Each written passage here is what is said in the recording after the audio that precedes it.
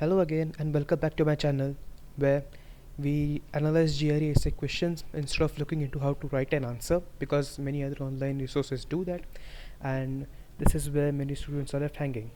So in this video we are going to study a GRE issue essay or issue essay question, which is, I think so, it's the first question that is available on the GETS website.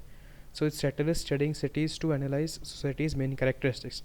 So now let's see the question and see what points we can find on it. So this is the question. Now in all of my videos till now I have said that whenever you start reading any question, let it be an issue question or a argument question, always start from the bottom point, that where they have written the main question, what is expected from you. So what they have said is that write a response in which you discuss the extent to which you agree or disagree with the statement and explain your reasoning for the position you take. So you are allowed to either agree or disagree. Okay. Then next what they have said is that in developing and supporting your position, you should consider ways in which a statement might or might not hold true. Now this is a point to think over. Basically, what they expect from you is that even if you take a positive side or a negative stand, you have to discuss the what can you say, both sides of the issue instead of just going on the one. So whenever you read the question, do read the below what is actually asked from you. That will actually help you make a mindset, and then you can read the question, because if you don't read the bottom part you will end up reading the question 2 times, and that will waste a lot of time for you.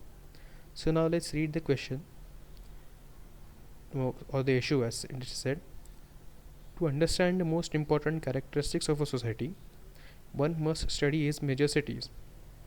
So now what they are saying here is that if you want to study a society and basically want to find out its characteristics, you must study its major cities and basically overlook the rural communities and societies present in the major cities. Now you can take a stand here, either yes you agree or you don't.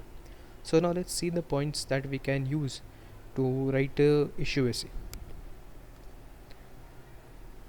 Okay, so as I've said before, we are not going to look into how to write an essay, but rather we are going to see what to write, and this is what you can use in your issue essay too. In the issue essay, I would say one thing, that writing or finding points for an issue essay is quite difficult as compared to that of an argument essay, because in the case of an argument essay, everything is just in front of you. But in case of a issue essay, you have to think and work over it. So here's the point that you can use. Now the first point in any issue essay will be take a stand. Now it is up to you. Now this actually could be your introduction paragraph or the first paragraph that you write in your essay. So the first thing or the stand that I took is that it is okay that if you want to study a society, if you want to find out its characteristics, you can look into the cities, but it is not necessary that only cities are a host to all the characteristics. There are many things. So that is the stand. So I took a a positive and a negative stand.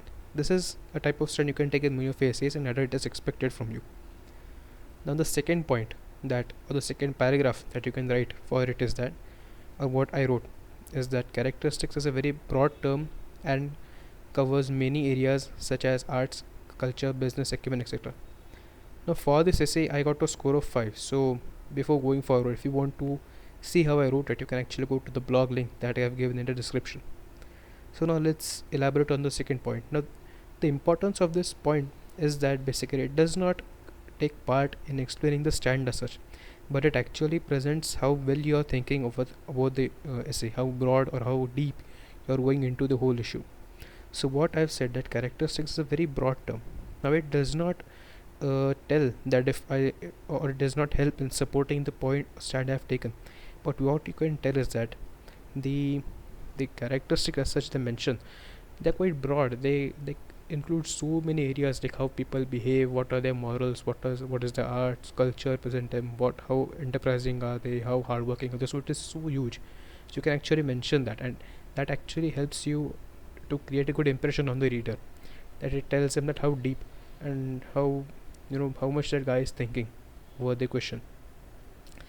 The second point or the third paragraph you can write, or which I wrote, is that villages and rural communities do represent what the society has to offer.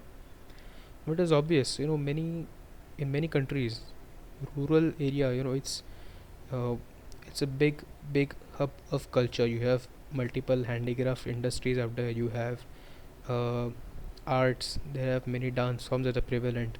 There might be paintings that might be prevalent, and whatnot. Even the way the houses are built, that's also culture. That is also characteristics that are there, or how what are the moral values of those people.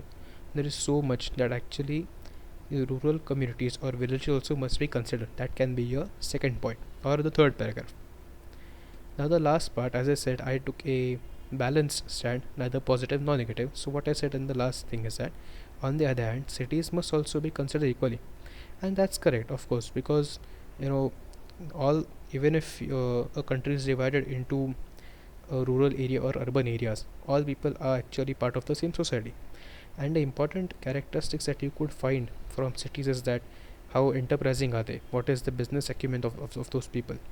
Cities also tend to be quite open. How open is the culture towards foreigners? How welcoming are they? Or you could even see mixture of multiple cultures, local as well as foreign. So you can actually see what the future holds for the country by looking at cities.